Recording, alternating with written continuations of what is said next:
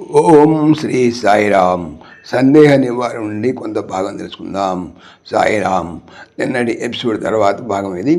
స్వామి తమరు చెప్పినది సత్యమే. అజ్ఞానులు అట్టి చిమ్మట సంతతి వారైనా అట్లు భావించవచ్చును. మంచి విద్యావంతులు గొప్ప గొప్ప తెలిసిన వారు కూడా ఇటు కథలకు కంకణము కట్టుకొని ఉన్న ఎట్లు సహించుట. స్వామి విద్య అనగా ఆత్మజ్ఞానము కానీ ప్రపంచ సంబంధమైన ఇప్పటి విద్యలు కావు. జీవితపు తర్ఫీదులు పోషణాధారముగా పనికి వచ్చేవి. ఇట్టి విద్యలతో ఆత్మజ్ఞానమును పోల్చుకున్నట్టు చాలా పొరపాటు. పరద్వేషణము లేక సద్గుణములు కలిగి యథార్థమును వెతుకువారు గొప్పవారు కానీ వివేకశూన్యులై అహంకారముతో చెలాయించు అధికారులకు కానీ ఆత్మజ్ఞానము తెలియని అమాయకులకు కానీ ఆధ్యాత్మిక విషయములు తెలియవు. కానీ నీవు ఎవరినైతే గొప్ప గొప్పవారని విద్యావంతులను తలంచుతుంటేవో వారు పై చెప్పినటువంటి సంతతి వారిని భావించి ఇట్టి ఆలోచనకు అశాంతికి చోటివ్వక నీ భావమును నీవు దృఢము చేసుకో.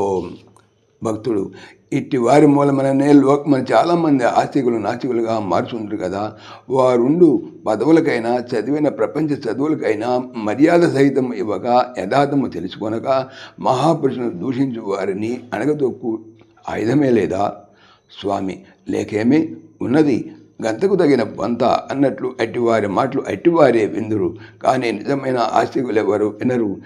వినను వారి కల్పనాగాలు తెలియగానే వారికి దూరమవుదురు. ఇంకట్టి వారిని అణచునట్టే ఆయుధములు వారి చేతి అందే ఉండును. భస్మాసుడు కథ వింటివా? తెలివినా అందిన వారి తలపై అంతయు హస్తము నీడి భస్మము చేయొచ్చు. కడకు ఆ హస్తము తన తలపై ఇడుకొని తనను తానే భస్మం చేసుకున్నారు.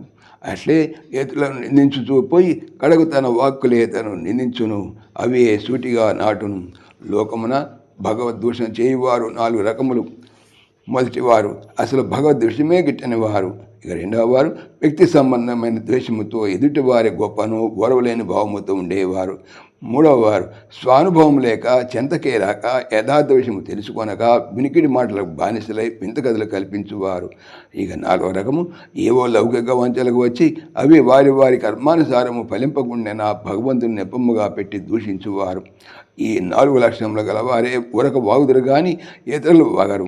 ఇష్టము లేకునను నమ్మకము లేకునను వారిలో వారు విమర్శించుకొని వారి తృప్తి ప్రకారం పోదురే కానీ ఇటు కీలు బొమ్మల ఆటలు ఆడరు. ఇతరులను దూషించరు.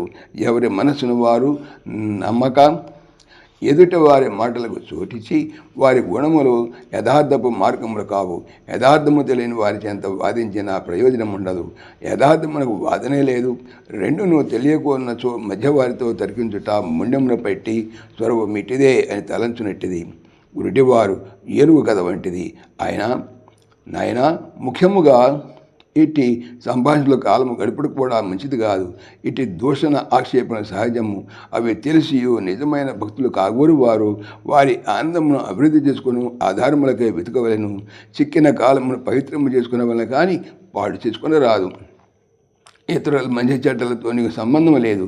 నీ చెడ్డను నీవు వదులుటకు నీ మంచిని నీవు అభివృద్ధిపరచుకుంటకు కాలము కానీ వృధాపరచుటకు కానీ కాదు. ఏవైనా మీ భక్తిని అభివృద్ధి చేయ విషయములు మీకు కావలసిన సాధన సందేశములు అడిగి సార్థక మార్గములు వెతకండి. ఇంకపై ఇట్టి ఇతరుల ఆక్షేపణలు దూషణ విషయములు నా చెంతకు తీసుకొని రావద్దు. నీవును తీసుకొనవద్దు. సాయిరామ్. పవిత్రమైనటువంటి భాగవతం చెప్పేది ఏమిటి? బాగా అవుతాము అనే